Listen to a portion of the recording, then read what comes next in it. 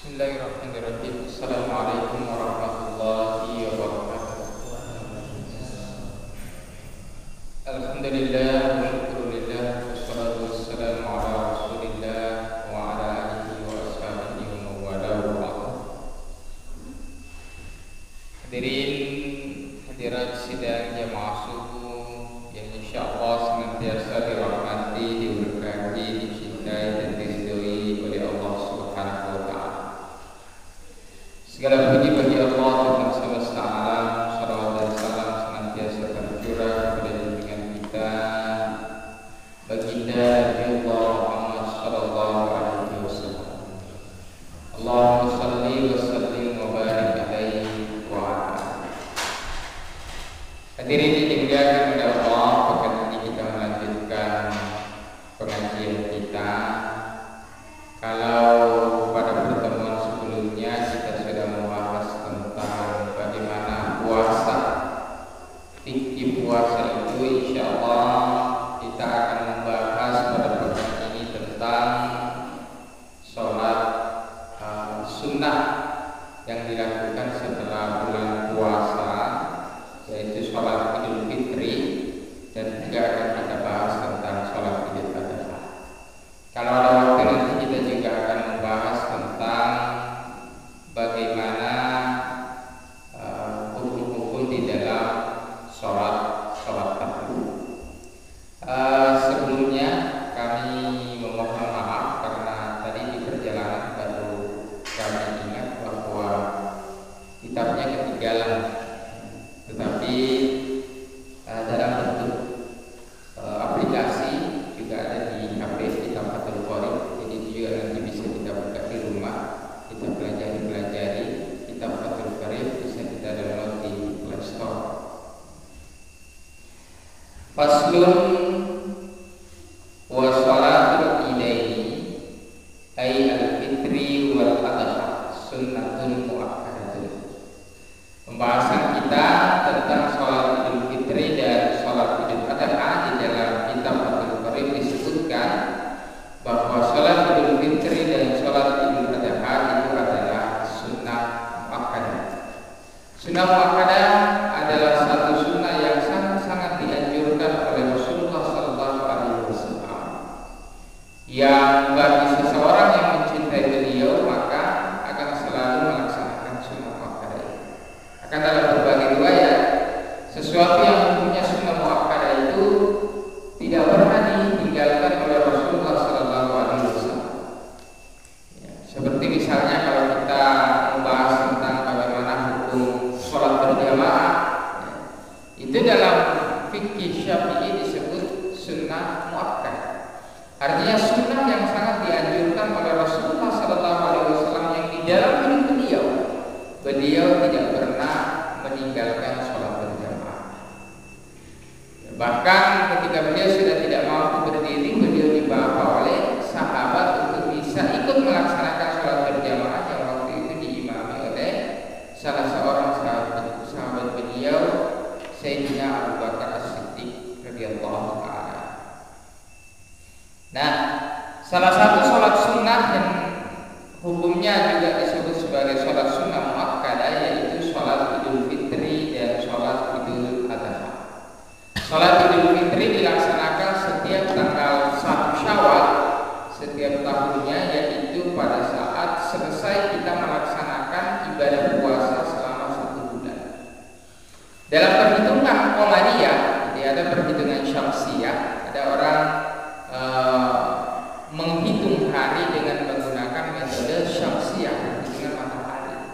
Ada juga yang disebut dengan Qamariyah, perhitungan bulan. Kalau Qamariyah rata-rata harinya itu 29-30. Kalau Syamsiyah kan 30-31. Kalau bulan Qamariyah dia 29-30. Jadi satu bulan di dalam bulan Qamariyah, misalnya bulan Rajab, bulan Sya'ban, bulan Ramadan, bulan Syawal, terkadang 29, terkadang juga 30. Perbedaannya kalau bulan Qamariyah itu dia tidak tetap. Berbeda kalau kita menggunakan metode Syamsiyah, misalnya Yanair atau Januari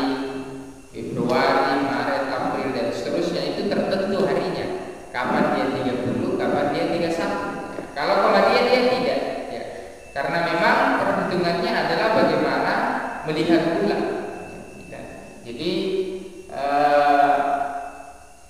satu bulan di dalam bulan Qamariyah itu terkadang 29, terkadang 30. Jadi biasa kita mengatakan tidak cukup puasa satu bulan, kenapa hanya 29? Tidak, sebenarnya itu cukup karena memang satu bulan di dalam Qamariyah itu bisa 29, bisa 30. Terkadang di tengah-tengah masyarakat juga mengatakan, oh puasa tahun ini tidak cukup, ya tidak cukup 30, tapi tetap cukup satu bulan karena 29 itu juga satu bulan dalam perhitungan Qamariyah atau 30. 29 atau 30. Jadi setelah kita melaksanakan puasa, apakah itu 29 hari atau 30 hari tergantung bagaimana kita melihat hilangnya atau tergantung bagaimana metode perhitungannya, maka kemudian setelah tanggal 1 Syawal kita melaksanakan sholat sunnah, yaitu sholat Idul Fitri. Namanya fitr, dekat dengan makna fitrah, artinya kembali kepada titik fitrah kita. Apa itu fitrah? Fitrah artinya kesucian, kembali kepada asal bagaimana kita diciptakan, bagaimana asal kejadian kita, yaitu suci bersih ketika dilahirkan oleh ibu kita. Karena memang proses tarbiyah, proses latihan yang ada di dalam bulan Ramadan itu sebenarnya adalah tangga untuk membawa kita menuju kepada kesucian tersebut. Sehingga kalau ada orang di dalam bulan Ramadan tidak menjadi sarana latihan baginya untuk membersihkan dirinya, mendekatkan dirinya kepada Allah, maka sama saja dia tidak berhasil mencapai titik fitrah itu. Dia tidak kembali kepada titik kesuciannya, sehingga makna Idul Fitri yang ada di dalam hidupnya itu kurang termakna. Kalau kita memaknai sholat Idul Fitri yang kita lakukan, sebenarnya itu juga momentum bagi kita untuk berjanji kepada Allah bahwa kebiasaan-kebiasaan baik yang ada di dalam bulan Ramadan itu kita akan istiqomahkan di luar bulan Ramadan. Sehingga kalau para ulama itu ditanya bagaimana caranya mengukur ibadah Ramadan seseorang itu makbul di sisi Allah, tarawihnya diterima, puasanya diterima, sholat sunnahnya diterima, cara mengukurnya adalah kalau selesai bulan Ramadan dia tetap istiqomah melaksanakan dan memperbanyak ibadah. Dia berbanyak puasa sunnahnya, dia berbanyak sholat malamnya, dia berbanyak sholat sunnah. Itu Idul Fitri. Jadi Id. Kemudian ada sholat Idul Adha. Sholat Idul Adha dilaksanakan setiap tanggal 10 Zulhijjah. 10 Zulhijjah yaitu sholat hari raya kurban. Kita biasa sebut dengan sholat hari raya kurban, namanya Adha. Adha itu artinya berkurban. Sholat hari raya kurban. Kenapa? Karena pada saat itu kita diperintahkan untuk mengorbankan harta kita dalam bentuk hewan kurban, apakah kambing ataukah sapi ataukah unta dan seterusnya. Nah, bahkan ulama-ulama kita dulu mengatakan siapa tidak mampu berkurban dengan unta, berkurbanlah dengan sapi. Kalau tidak bisa berkurban dengan sapi, berkurbanlah dengan kambing. Kalau kambing tidak cukup, maka cukup memotong ayam. Tapi diniatkan mudah-mudahan tahun depan sudah diberikan rezeki oleh Allah untuk bisa berkurban. Nah, hadirin yang dimuliakan oleh Allah, itu sholat Idul Adha. Sholat Idul Fitri dan Idul Adha sunnatul muakkadah. Wa tushra'u jama'atan li munfaridin wa musafirin wa hurrin wa abdin wa unta wa imra'atin la jamilatin wa la dhati hayatin. Wa tushra'u jama'atan, dan disyaratkan atau disyariatkan di dalam hukum fikih bahwa sholat Idul Fitri dan sholat Idul Adha itu jamaah dilakukan secara berjamaah. Limun munfaridin bagi setiap orang, atau musafirin, atau bisa juga musafir sehingga sholat Idul Fitri ya. Baik itu orang yang merdeka ataupun hamba sahaya, semuanya disunahkan untuk melaksanakan sholat Idul Fitri. Bahkan di dalam sholat Idul Fitri ini kita disunahkan untuk memakai pakaian terbaik kita ya. Sehingga menjadi satu kebiasaan atau menjadi satu tradisi membeli baju baru pada saat perjalanan sholat hari raya, apakah itu sholat Idul Fitri dan sholat Idul Adha, karena memang Nabi menyampaikan untuk memakai pakaian terbaik ya, pakaian terbaik. Nah, terkadang ada yang menafsirkan pakaian yang terbaik itu yang baru, itu ya tidak ada masalah.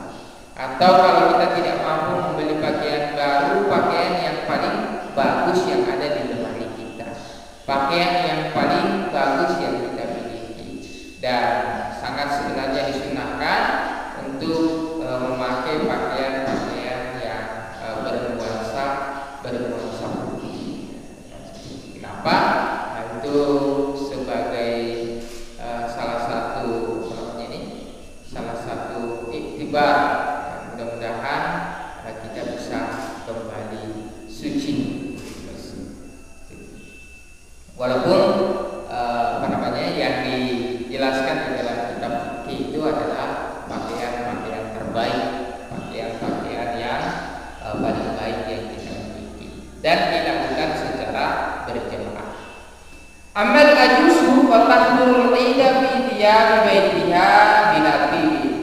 Adapun orang-orang yang yang lemah, yang tidak memiliki kelebihan harta, maka dia cukup kemudian memakai pakaian yang dia miliki tapi yang terbaik.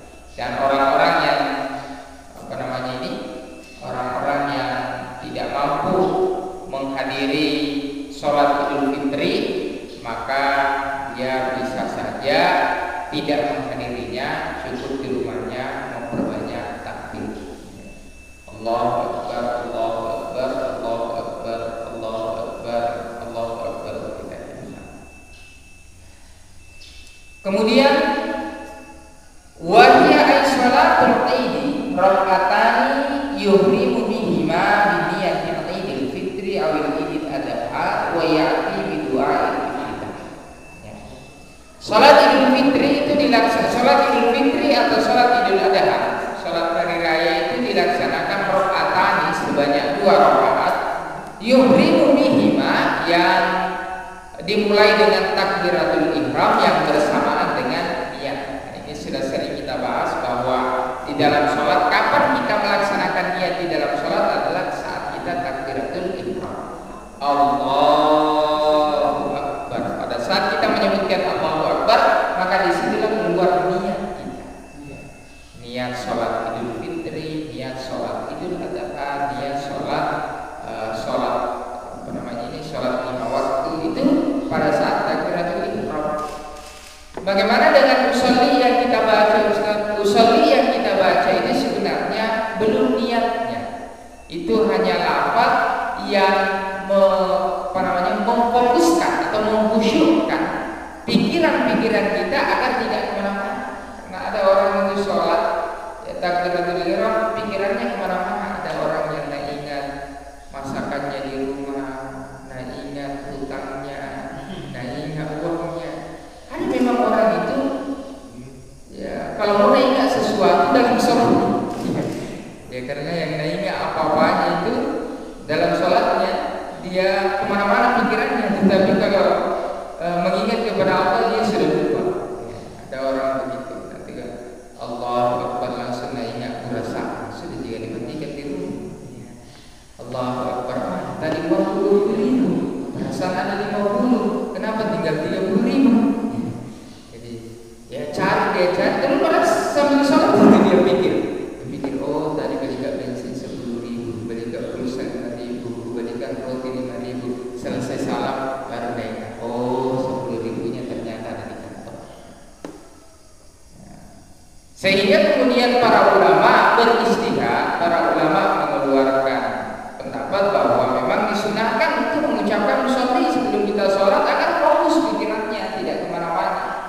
Yang ingat bahwa kita ingin melaksanakan sholat. Usolli sunnata idil fitri raka'ataini mustaqbilal kiblati ma'muman lillahi ta'ala. Kalau kita mau imam, kalau kita ini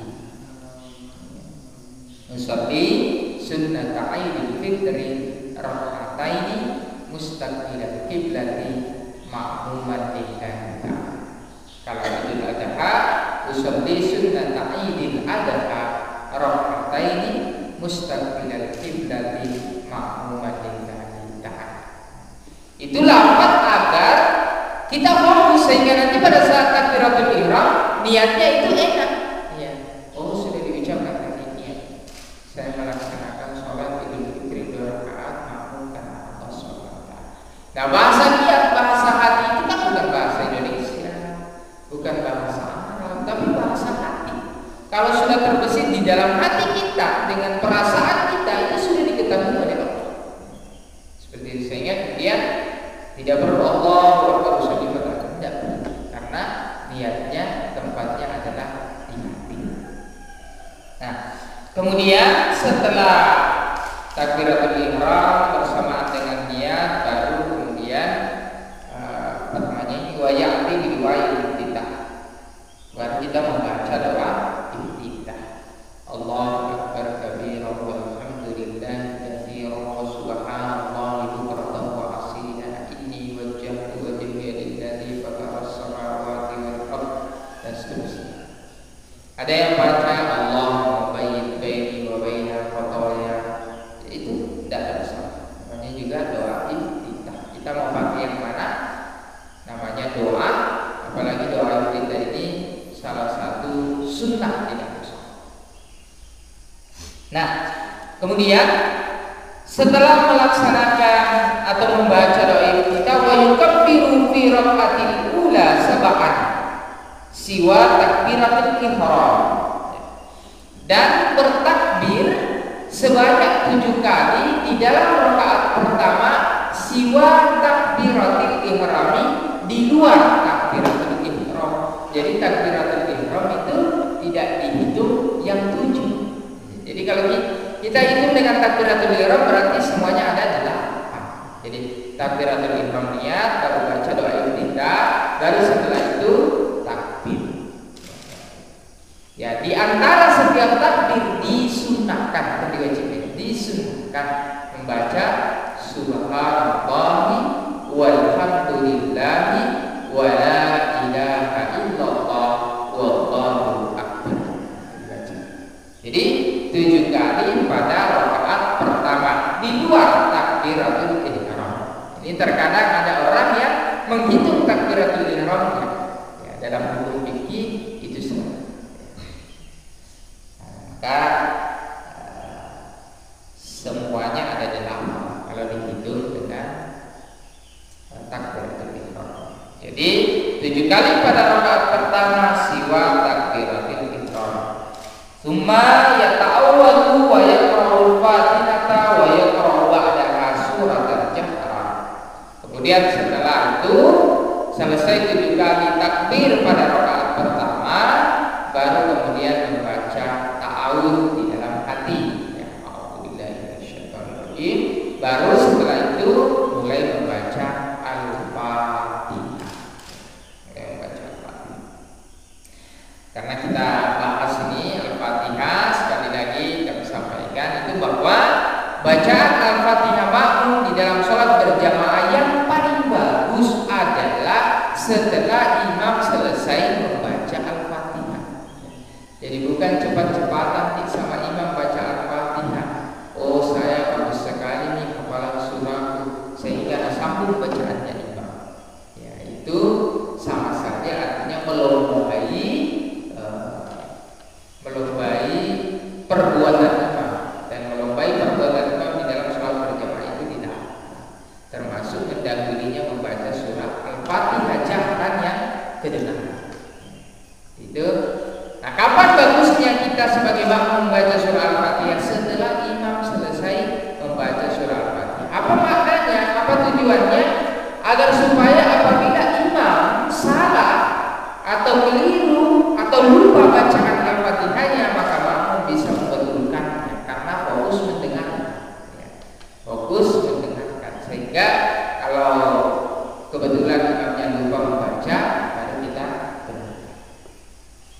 Setelah imam membaca surah Al-Fatihah, imam juga harus berhenti sejenak, memberikan kesempatan kepada makmum untuk menyelesaikan bacaan Al-Fatihah. Itu yang bagus seperti itu. Baru kemudian membaca surah. Surah yang dianjurkan dalam pelaksanaan sholat Idul Fitri dan sholat Idul Adha itu adalah surah-surah yang mengandung kegembiraan, ya. Bukan surah-surah yang berisi tentang berisi tentang ancaman dan sebagainya, atau berisi tentang kalimat-kalimat duka, ya. Tapi disunahkan berisi tentang ayat-ayat atau surah-surah tentang tentang kegembiraan. Misalnya inna fatahna laka fathan mubina, itu disunahkan untuk dibaca. Kemudian wa waktu sholatil Id ma baina tulu'i syamsi wa zawaliha. Ini waktunya sholat Idul Fitri itu antara terbitnya matahari, ya. Jadi kalau matahari sudah terbit sempurna, wa zawaliha, sampai nanti dia tergelincir sebelum masuk waktu zuhur, itu waktu orang melaksanakan sholat Idul Fitri, atau Idul Adha. Tapi bagusnya agak pagi lebih bagus. Kalau kita ini jam-jam 8 atau bahkan jam 7 setengah 8 itu sudah bagus kita laksanakan sholat berjamaah. Itu waktunya tadi. Pembahasannya tadi itu rakaat pertama 7, ya, 7 takbir. Wa yukabbiru fi raka'atit tsaniyati khamsan, dan kemudian kita bertakbir pada rakaat kedua khamsan siwa takbiratul qiyam, sebanyak 5 kali di luar takbir pada saat berdiri dan sujud, ya. Itu kan kalau kita sujud rakaat pertama, mau bangkit ke rakaat kedua, Allahu Akbar, itu tidak dihitung takbirnya itu. Jadi 5 kali pada saat takbirat, 5 kali takbir pada saat rakaat kedua di luar takbir berdiri dari sujud ke rakaat kedua, itu tidak dihitung. Yang dihitung itu adalah takbir setelah itu. Jadi kalau kita sujud Allahu Akbar, kita baca subhanallah walhamdulillah wala ilaha illallah wallahu akbar, Allahu Akbar, subhanallah walhamdulillah wala ilaha illallah wallahu akbar, Allahu Akbar, 5 kali pada rakaat kedua. Setelah itu baru imam membaca Al-Fatihah lagi dan membaca surah setelah bacaan Al-Fatihah. Jahran, bacaannya itu jahr. Jahr artinya dikeraskan bacaan. Wa yaquluna ba'dahuma ay rak'ataini mutataini yukabbiru fi ibtida'il ula tis'an wida'an wa yukabbiru fi ibtida'il tsaniyati sab'an wida'an. Kemudian setelah pelaksanaan sholat Idul Fitri dilanjutkan dengan 2 khutbah, ya, dilanjutkan dengan khutbataini, 2 khutbah. Jadi khutbah Idul Fitri itu ada yang disebut dengan khutbah pertama, baru dulu, baru khutbah kedua, baru salam. Beda kalau sholat Jumat itu tidak ada salamnya. Kalau khutbah Idul Fitri itu ada salamnya. Coba kita perhatikan itu kalau sholat Jumat. Berkata Allahumma rabbana atina fid dunya hasanah wa fil akhirati hasanah wa qina adzabannar. Ibadallah, inna Allaha ya'muru bil adli wal ihsan wa ita'i dzil qurba wa yanha 'anil fahsya'i wal munkar wal baghi ya'idukum la'allakum tadhakkarun wa la dzikrullahi akbar wallahu ya'lamu ma tasna'un. Aqimus shalah. Bukan assalamualaikum warahmatullahi wabarakatuh. Nah, kalau sholat Idul Fitri khutbahnya itu salam terakhirnya. Kenapa? Karena sudah tidak ada sholat setelahnya. Kalau sholat Jumat ada sholat setelahnya, tidak salah. Jadi ini juga perlu diperhatikan para khatib yang sampai nanti khutbah Jumat, ya, setelah khutbah kedua salam, ya, atau juga dalam khutbah itu, khutbah Jumat khususnya itu tidak boleh seorang khatib melakukan candaan di dalam khutbah Jumatnya. Beda kalau ceramah, ya mungkin saja bisa dilakukan, tapi kalau khutbah Jumat tidak boleh bercanda, karena tidak boleh membuat jamaah tertawa dalam sholat Jumat. Ya, 2 rakaat pertama dalam khutbah itu dihitung 2 rakaat pertama. Ya, jadi itu 2 rakaat pertama, pengganti 2 rakaat pertama pada sholat. Nah, khutbah Idul Adha, ya perbedaannya dengan khutbah Jumat tadi. Jadi khutbah pertama dulu, khutbah kedua harus salam. Khutbah Jumat tidak ada salamnya setelah khutbah kedua. Nanti salam awal saja. Kalau khutbah Idul Fitri salam awal ya, kemudian salam pada saat selesai khutbah kedua. Kemudian yukabbiru fi ibtida'il ula tis'an. Khatib itu bertakbir. Jadi khatib itu disyariatkan bertakbir di dalam khutbahnya tis'an 9 kali pada khutbah yang pertama. Ya, ibtida'il ula pada awal khutbah pertama itu bertakbir sebanyak 9 kali. Makanya kalau dia berdiri, assalamualaikum warahmatullahi wabarakatuh, Allahu akbar, Allahu akbar, Allahu akbar, Allahu akbar, Allahu akbar, Allahu akbar, Allahu akbar, Allahu akbar, Allahu akbar, walillahi Allahu akbar kabiran walhamdulillahi katsiran wa subhanallahi bukratan wa asila, dan seterusnya. Itu bertakbir sebanyak 9 kali pada khutbah yang pertama. Kemudian pada khutbah yang kedua, yukabbiru fi ibtida'i tsaniyati sab'an wina'an, dan bertakbir sebanyak 7 kali pada pada rakaat yang kedua. Sab'an 7. Kalau tis'an itu 9, kalau sab'an itu 7. Jadi kalau khutbah pertama 9 kali takbir, kalau khutbah kedua 7 kali takbir. Siapa tahu nanti ada adik-adik remaja masjid yang jadi khatib, ya. Itu kalau rakaat pertama, kalau khutbah pertama 9 kali takbir, khutbah kedua 7 kali takbir. Ada pertanyaan, apakah khutbah kedua memang disyariatkan berbahasa Arab semua? Khutbah pertama dan khutbah kedua itu ada perbedaan. Khutbah pertama biasanya lebih panjang daripada khutbah kedua.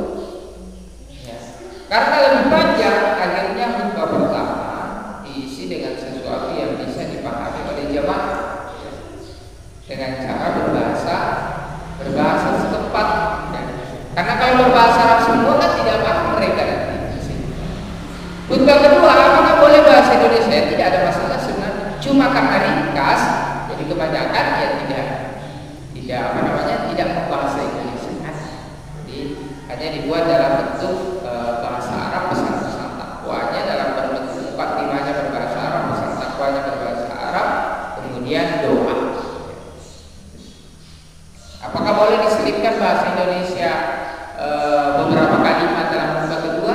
Tidak ada masalah. Itu tidak menggunakan khutbah. Tetapi yang masyhur biasanya menggunakan bahasa Arab semuanya di khutbah kedua. Iktibar di sunnah Nabi Sallallahu Alaihi Wasallam, itu mengikuti bagaimana kebiasaan. Bahkan ada beberapa tempat itu pernah kami dulu KKN di daerah Mandan, daerah Formosa. Di daerah Mandan itu ada kampung Pambusua,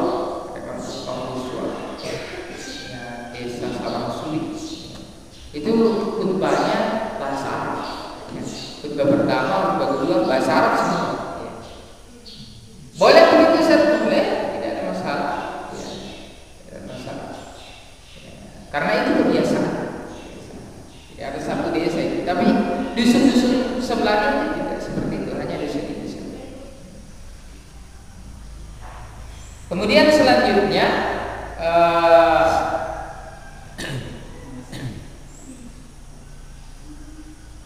ya, wat takbir. Kemudian kita membahas tentang takbir. Ya, bukan takbir dalam khutbah lagi, ini takbir pada saat perayaan Idul Fitri dan Idul Adha. Wat takbir ala ismaili mursalin wa huwa ma la yakunu hibba sholatin wa muqayyidin wa huwa ma yakunu aqibah. Ya. Jadi takbir kan kita disunahkan memperbanyak takbir pada saat hari raya itu. Allahu Akbar, Allahu Akbar, Allahu Akbar. La ilaha illallah, Allahu Akbar, Allahu Akbar, walillahil hamd ya. Walillahil hamd ya. Bukan walillahil hamd, walillahil hamd ya. Jadi hanya itu, hanya lafaz billahi ya. Jadi kalau kita tulis itu walillahi baru ilham. Ya, ilham itu artinya alhamd itu pujian. Walillahil hamd. Ya, hamd dan dalnya kan. Jadi bukan walillahil hamd, bukan ilham. Walillahil hamdu. Ya, tapi karena kita berhenti jadi dunya tidak dibaca. Walillahil hamd. Walillahi dan bagi Allah alhamd segala puji. Kapan dibaca itu? Pada saat sudah masuk tanggal 1 Syawal kalau Idul Fitri, atau pada saat masuk 10 Zulhijjah kalau Idul Adha. Nah, kapan masuk permulaan hari pada saat perhitungan Qamariyah adalah pada saat maghrib.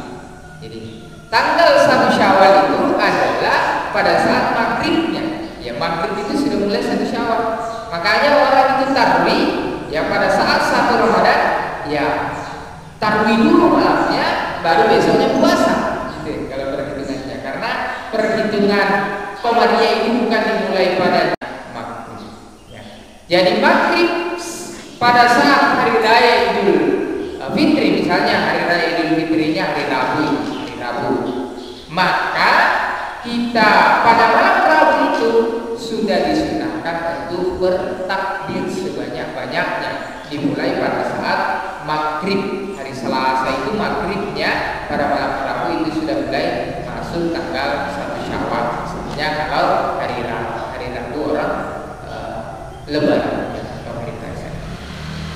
Jadi setelah maghrib, imam juga disunahkan membaca takbir, kemudian diikuti oleh makmum. Jadi zikir yang biasa dilantunkan dibaca setelah sholat itu diganti dengan takbir. Bertakbir secara berjamaah. Kenapa disunahkan bertakbir, mengeraskan suara, bahkan bertakbir secara bersama-sama? Itu adalah bagian dari syiar Islam. Adalah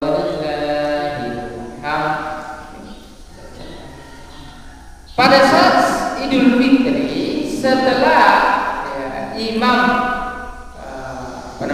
setelah imam selesai melaksanakan sholat Idul Fitri dan khatib sudah selesai turun dari mimbarnya untuk menyampaikan 2 khutbah, maka seketika itu sudah selesai kesunahan membaca takbir hari raya. Ini menurut satu pendapat. Tapi kalau Imam Nawawi dia masih menyunahkan sampai sholat asar, karena itu masih masuk hari raya. Setelah sholat maghrib orang sudah tidak bertakbir lagi, karena ini sholat Idul Fitri, hari rayanya 1 Syawal. Jadi maghrib sampai setelah khatib turun dari mimbarnya, atau kalau paling lamanya sampai setelah sholat asar. Itu dihitung takbir hari raya. Kalau setelah itu masih mau takbir, Ustaz boleh, tidak ada masalah. Namanya juga takbir zikir, tetapi bukan lagi dihitung takbir hari raya. Jadi imam setelah sholat maghrib pada hari raya Idul Fitri itu, pada maghribnya nanti itu sudah tidak membaca itu secara bersama-sama. Kalau baca pribadi-pribadi tidak ada masalah. Itu bagian dari takbir zikir kepada Allah. Tapi bukan lagi takbir hari raya. Nah, berbeda kalau sholat Idul Adha. Sholat Idul Adha itu ada yang disebut dengan hari tasyrik setelah tanggal 10 Zulhijjah, tanggal 11, tanggal 12, tanggal 13 itu masih disunahkan untuk membaca takbir. Ini agak berbeda dengan Idul Fitri. Jadi kalau Idul Fitri itu 1 hari kita bertakbir, kalau Idul Adha 4 hari. Ya pada saat tanggal 10 Zulhijjah perayaan hari raya Idul Adha, kemudian hari tasyrik setelahnya. Ya, itu juga sebagai syiar Islam bahwa kita masih merayakan Idul Kurban yaitu masih berkurban pada tanggal 11, pada tanggal 12 dan pada tanggal 13 Zulhijjah. Diharapkan berpuasa.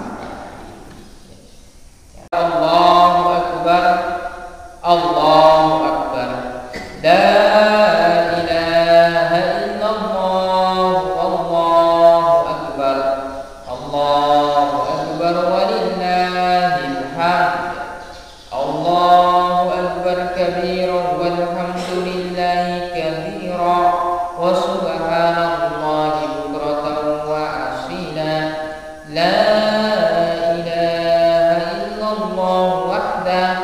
صدق وعده ونصر عبده وأعز جنده وهزم الأحزاب وحده، لا إله إلا الله والله أكبر، الله أكبر ولله الحمد.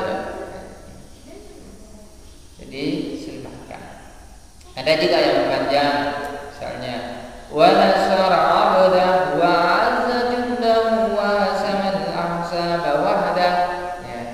la ilaha illallah wallahu akbar. Biasa teman mukhlisina huddin walau karihal musyrikun walau karihal kafirun walau karihal munafiqun dan seterusnya, itu boleh. Ya, jadi namanya juga dia bagian dari syiar Islam dan wujud takbir, membesarkan Allah Subhanahu wa taala dan memuji kepada bacaan-bacaan. Nah, itu sholat Idul Fitri dan sholat Idul Adha. Kemudian kita membahas juga sedikit tentang sholat tarawih. Isya langsung melaksanakan sholat tarawih. Ada yang melaksanakan sholat tarawih mulai dari dia selepas Isya sampai kemudian sebelum subuh. Sehingga sholat tarawih itu disunnahkan 2 rakaat. Ada juga yang mengerjakan 4 rakaat. Benar semua, ya. Semuanya punya dalil, ya. Kalau kita merujuk pada hadis Aisyah meriwayatkan bahwa Nabi, saya menyaksikannya sholat sunnah pada bulan Ramadan, beliau melaksanakan 4 rakaat awal. Dan jangan tanyakan bagaimana indah bagusnya bacaan. Kemudian selesai 4 rakaat awal, beliau sholat lagi 4 rakaat awal. Jangan ditanya bagaimana panjangnya sholat beliau. Setelah itu beliau kemudian menyelesaikan 4 rakaat kedua, baru melaksanakan 3 rakaat terakhir. Itu witirnya. Nah, kalau kita hadis itu Abbas, ya, beliau mengatakan Nabi pernah memegang kepala saya karena Ibnu Abbas itu kan pada saat Nabi beliau masih remaja, ya, Jadi kadang Nabi itu bentuk kasih sayangnya kepada anak-anak itu di atas kepala. Dan saya melihat Nabi Shallallahu Alaihi Wasallam sholat tarawih, ya, sholat sunnah kan. Penyebutan tarawih itu kan baru terakhir nanti. Namanya orang sholat sunnah, sholat wali. Nabi pada saat pada saat malam Ramadan itu beliau melaksanakan sholat 2 rakaat baru salam, 2 rakaat baru salam, baru istirahat. Sehingga sebagian ulama menafsirkan, maksudnya Aisyah 4 rakaat pertama itu mungkin 2 rakaat salam baru berhenti istirahat. Setelah itu Nabi berhenti istirahat, ya, makanya kemudian disunahkan itu yang mau minum silakan minum dulu, yang mau buang air silakan buang air dulu. Imam jangan cepat-cepat langsung bangkit ke rakaat kelima. Ya. Jadi setelah 4 rakaat istirahat dulu, namanya juga tarawih. Tarawih itu jamak. Tarawih itu jamak dari kata tarwih, ya. Artinya apa? Istirahat. Sholat yang dilakukan ada beberapa waktu kita beristirahat.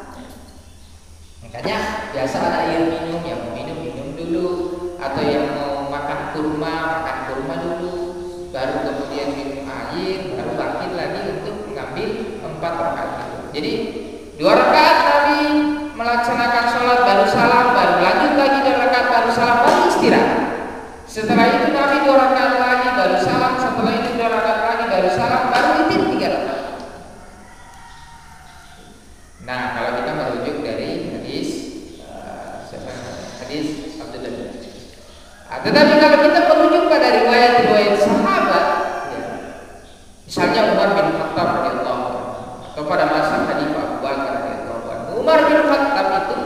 menyeragamkan sholat tarawih. Kenapa? Karena sholat tarawih itu kan sholat sunnah, sholat lain. Nabi tidak pernah membatasi jumlahnya. Silakan mau Anda berapa rakaat saja sekuatnya. Ya. Makanya kalau kita ngaji pendapatnya Ibnu Taimiyah dalam Majmu' Fatawa itu, beliau mengatakan yang mau memanjangkan bacaannya silakan melaksanakan 8 rakaat, karena jangan sampai nanti kalau lebih itu tidak cukup waktunya. Jadi ada sahabat itu 8 rakaat saja tarbinya, tapi itu sampai subuh. Kenapa? Dia baca surahnya setelah Al-Fatihah, baca Al-Baqarah, baca Ali Imran, baca An-Nisa, sehingga ada ulama yang menyelesaikan 30 juz dalam satu malamnya untuk sholat tarawih. Ada juga ya, kalau Ibnu Taimiyah itu mengatakan kalau mau melakukan yang pendek-pendek bacaannya, maka bagusnya minimalnya 20 rakaat. Karena bacaannya pendek, masa sudah pendek bacaannya 8 rakaat ya. Jadi ambil 20 rakaat karena pendek-pendek. Dulu jadi terkadang dulu yang sholat 8 rakaat itu yang panjang sampai subuh, yang mau 20 rakaat mungkin sampai jam 10, jam 11. Tetapi sebenarnya semuanya benar. Kalau kita ambil yang paling minimalisnya sudah pendek, sudah 8, itu juga mendapatkan pahala. Walaupun pahalanya pahala minimalis. Itu 8 rakaat. Nah, sehingga pada saat Umar bin Khattab dia melihat bahwa sahabat yang awam itu, orang-orang awam itu banyak hanya pendek bacaannya, maka Umar bin Khattab mengatakan 20 rakaat. Dan mulai berjamaah dalam satu masjid, satu jamaah sholat tarawih itu dimulai pada saat Umar bin Khattab. Jadi dulu orang sholat tarawih setelah sholat isya istirahat masing-masing, baru berkumpul, ada di pojok ini sholat tarawih, ada di pojok sana sholat tarawih, ada di tengah sholat tarawih, ada juga di pojok sana sholat tarawih, berpisah-pisah. Nah, Umar mengatakan, oh bagusnya disatukan, sehingga dimulai disatukan sholat jamaah itu pada saat Khalifah Umar bin dengan menyeragamkan 20 rakaat di Masjid Haram, di Masjidil Haram. Ya, sehingga pada saat masa ulama-ulama mazhab ini, masa Imam Maliki, termasuk pada masa Khalifah Umar bin Abdul Aziz, orang-orang di Madinah itu mereka cemburu dengan pahala yang didapat oleh orang-orang yang berada di Mekah. Orang sholat tarawih di Mekah itu 20 rakaat sampai sekarang 20 rakaat orang tarawih di Mekah dengan ditambah 3 rakaat.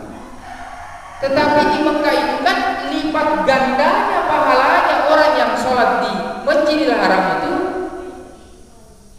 itu lebih tinggi daripada orang yang sholat di luar Masjidil Haram. Ya, karena dari misalnya bahkan ada beberapa riwayat mengatakan orang yang sholat di Masjidil Haram itu mendapatkan 100.000 kelebihan dibanding yang sholat di luar Masjidil Haram. Orang di Madinah juga menganggap bahwa orang sholat tarawih di Mekah setelah istirahat 4 rakaat terkadang mereka mengambil tawaf lagi sehingga tambah pahalanya. Maka oleh karena itu waktu itu zaman itu Imam Malik beristihad boleh orang-orang di Madinah melaksanakan sholat tarawih sebanyak 36 rakaat. Ya. Jadi kalau kita mempermasalahkan 8 rakaat, 20 rakaat, kita sebenarnya tidak memahami bagaimana sejarah perkembangan fikih, bahwa pernah juga di Madinah itu dilakukan 36 rakaat supaya pahalanya menyamai orang-orang yang berada di Mekah. Ini artinya apa? Bahwa istihad yang dikeluarkan oleh ulama itu menggambarkan bahwa sholat tarawih itu tidak ada batasnya, sesuai kemampuan kita masing-masing. Jangan juga dipaksakan 20 tetapi mampunya hanya 8. Jangan dipaksakan satu malam kalau misalnya hanya 1 jam 2 jam, sesuai dengan kemampuan kita masing-masing. Ada juga orang kita berusaha sholat 8 rakaat dia di masjid, kemudian setelah itu selesai, karena di masjid misalnya hanya 8 rakaat, dia sambung di rumahnya sampai 20 rakaat, itu juga bisa. Istirahat dulu, makan dulu. Apakah boleh di antara 2 jam, 3 jam? Tidak ada masalah. Namanya juga sholat tarawih. Ya. Mau makan dulu, minum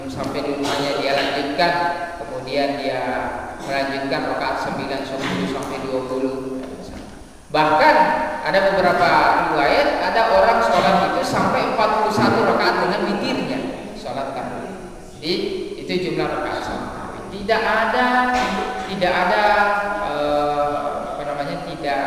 tidak ada perselisihan, walaupun ada perbedaan, tetapi tidak ada perselisihan di antara para ulama. Dan tidak ada pada zaman mazhab itu, imam mazhab itu tidak pernah saling menyalahkan antara yang 8 rakaat, 20 rakaat, 36 rakaat, 41 rakaat, tidak ada yang saling menyalahkan. Kalau mayoritas 4 mazhab ini kan, misalnya Imam Syafi'i, Imam Hanafi, Imam Ahmad bin Hambal di Mekah, itu kan memakai 20 rakaat. Ya. Imam Malik memakai 36 rakaat.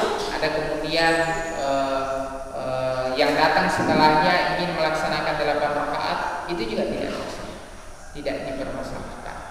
Ya, baik misalnya ulama-ulama dari kalangan kalau kita di Indonesia dari kalangan NU, dari kalangan Muhammadiyah, dari kalangan aliran-aliran yang lain, itu tidak saling menyalahkan jumlah rakaatnya. Yang biasa itu gencar saling menyalahkan itu di kalangan bawah saja, yang biasa belum belajar kitab fikihnya. Oh, salah itu yang 20, salah itu yang 8, padahal semuanya benar. Yang penting melaksanakan sholat tarawih sesuai dengan kemampuan, mampunya 8 rakaat tambah 3 witirnya, atau mampunya 20 rakaat tambah 3 witirnya, atau mampunya selebih dari itu juga silahkan, tidak ada masalah. Ya. Yang sebenarnya yang perlu dihindari itu adalah menimbulkan polemik, itu yang dihindari kan. Jangan menimbulkan polemik. Wah, masjid ini masa cuma 8 rakaat, harus 20 rakaat, sehingga dia berkonflik dengan panitia yang lain. Tidak perlu berkonflik. Kalau Anda mau cukupkan 20 rakaat, silakan tambah di rumah, tidak ada masalah. Ya. Wah, ini kenapa 20 rakaat di sini masjid harusnya hanya 8 rakaat? Tidak perlu berkonflik. Kalau Anda tidak mau sampai 20, ya cukup sampai 8, selesai, pulang tarawih di rumah, tidak ada masalah. Nah, ada yang lebih penting dari ibadah sunnah itu, yang lebih penting adalah yang wajib menjaga persatuan dan kesatuan, terutama antara jamaah masjid. Nah, kami kira seperti itu pengajian kita pekan ini, mudah-mudahan ada manfaatnya. Nah, ini untuk adik-adik juga nanti supaya bacaan di rumah bisa download di Play Store itu kitab Fathul Qarib. Ada kitab Fathul Qaribnya saja, ada juga plus dengan terjemahannya, jadi bisa kita baca-baca di rumah. Mudah-mudahan ada manfaatnya, yang benar dari Allah Subhanahu wa taala, yang buruk dari kekurangan kami sendiri. Kita berdoa kepada Allah, Allahumma barik lana fi Sya'ban wa ballighna Ramadan. Ya Allah, berkahilah kami di dalam bulan Sya'ban dan sampaikanlah kami di dalam bulan Ramadan, dan semoga kita semua diberikan keberkahan, diberikan kekuatan, diberikan umur yang panjang sehingga bisa beribadah di dalam bulan Ramadan dengan sebaik-baiknya. Dan mudah-mudahan Ramadan ini menjadi Ramadan yang terbaik bagi kita, agar kita bisa memperbaiki diri dan bersama kita. Subhanallah wa bihamdihi, subhanallah wa bihamdihi, asyhadu an la ilaha illa anta, astaghfiruka wa atubu ilaik. Assalamualaikum.